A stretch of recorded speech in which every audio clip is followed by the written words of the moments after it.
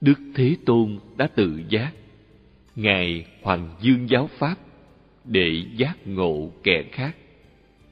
Majjhima Nikaya. Chương 13. Đời sống hàng ngày của Đức Phật.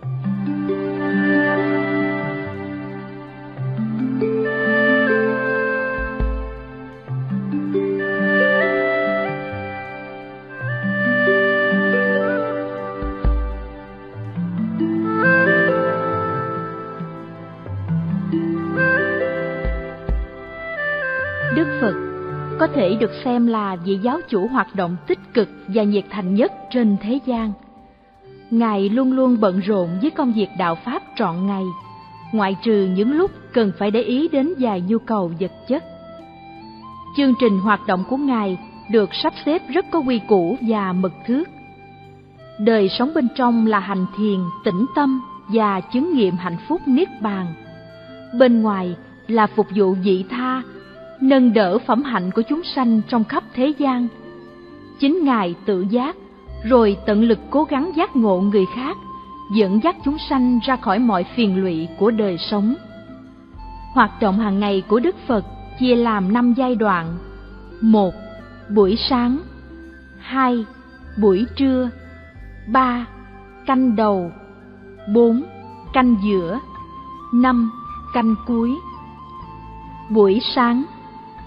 Thường ngày, lúc còn tảng sáng sớm, Đức Phật dùng thiên nhãn để quan sát thế gian, xem có ai cần Ngài tế độ. Nếu thấy có người cần hỗ trợ tinh thần, thì không đợi thỉnh cầu, Ngài tự ý đến để dẫn dắt người ấy vào chánh đạo. Ngài đi bộ, nhưng một đôi khi Ngài cũng dùng phép thần thông bay lên không trung. Thông thường, chính Ngài tự ý đi đến những người ư hèn ô nhiễm, như tên cướp sát nhân hung tợn Angulimala và quỷ Alavaka, bạo tàn ác độc.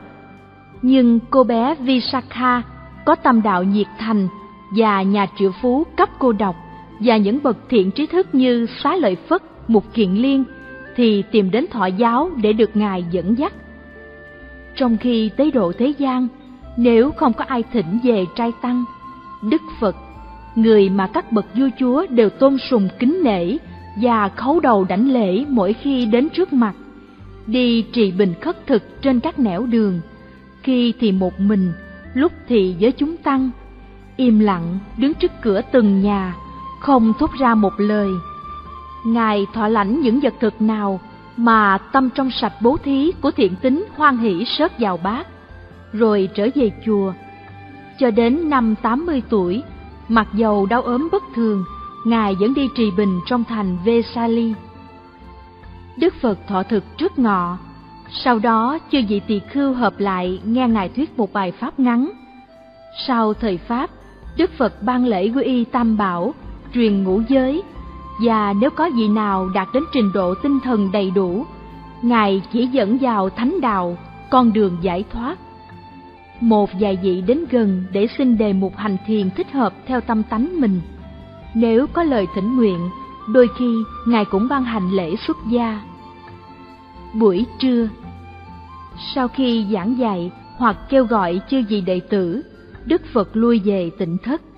Nếu muốn, Ngài nằm nghiêng mình bên mặt và định thần một lát. Lúc dậy, Ngài nhập định Đại Bi Định và dùng Phật nhãn quan sát thế gian, nhất là các vị tỳ khưu đã đi vào rừng sâu hành thiền nơi vắng vẻ, và các vị đệ tử khác ở xa, để hướng dẫn và khuyên dạy. Nếu có một vị ở xa cần được hỗ trợ, Ngài dùng thần thông bay đến nơi để tế độ rồi trở về tịnh thất. Vào buổi chiều, thiện tín kéo đến nghe pháp.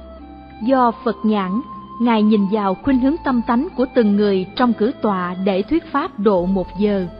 Mỗi người nghe, dầu tâm tánh và tình cảm hoàn toàn khác nhau, đều có cảm tưởng rằng bài pháp của Đức Phật đặc biệt hướng về mình. Đó là phương pháp giảng dạy của Đức Phật. Ngài thường dùng những ví dụ, những hình ảnh hay những ngụ ngôn có liên tưởng đến đời sống hàng ngày trong nhà để giải thích giáo lý, và Ngài nhắm vào tri thức hơn là tình cảm. Đối với người thuộc hạng trung bình, Đức Phật bắt đầu giảng về hạnh bố thí, giới luật và hạnh phúc ở các cảnh trời. Đối với người tiến bộ hơn, Ngài đề cập đến những nguy hại của thú vui vật chất và hạnh phúc của sự từ khước, buông xả, thoát ly. Với các vị đạt đến trình độ cao thượng, Ngài giảng về Pháp tứ diệu đế.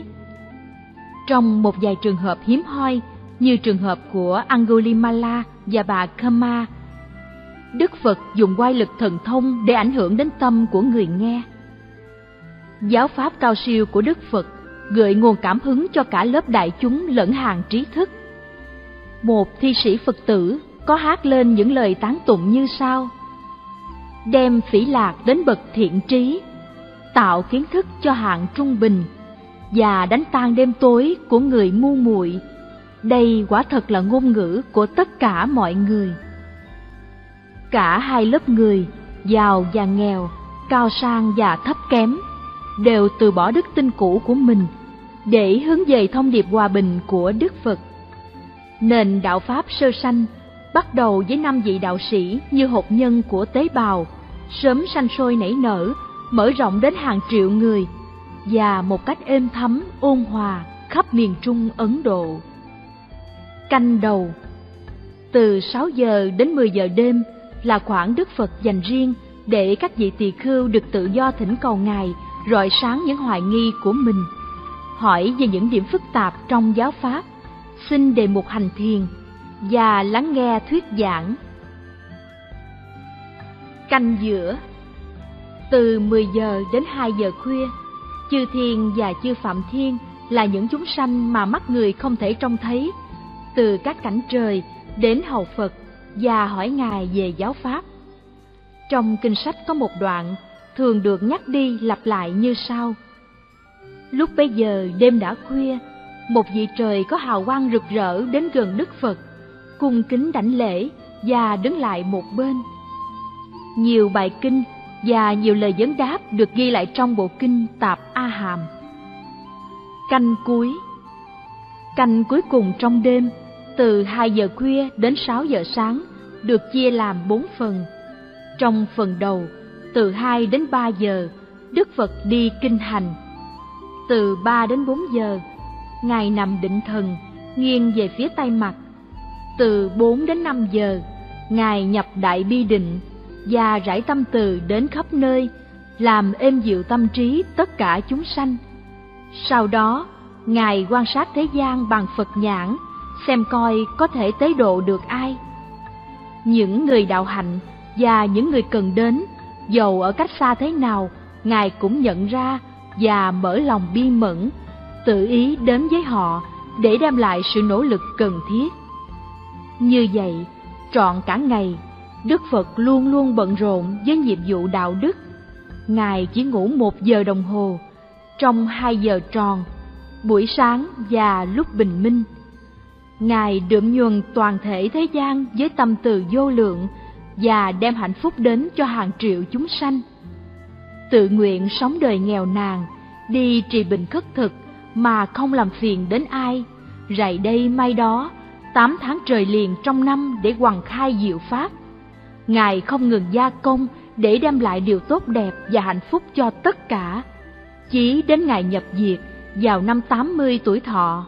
Theo kinh Dhammaradipika, canh cuối trong đêm được chia làm 4 phần như đã miêu tả ở trên. Theo các bản chú giải, canh cuối được chia làm 3 phần. Trong canh 3, Ngài nhập đại bi định.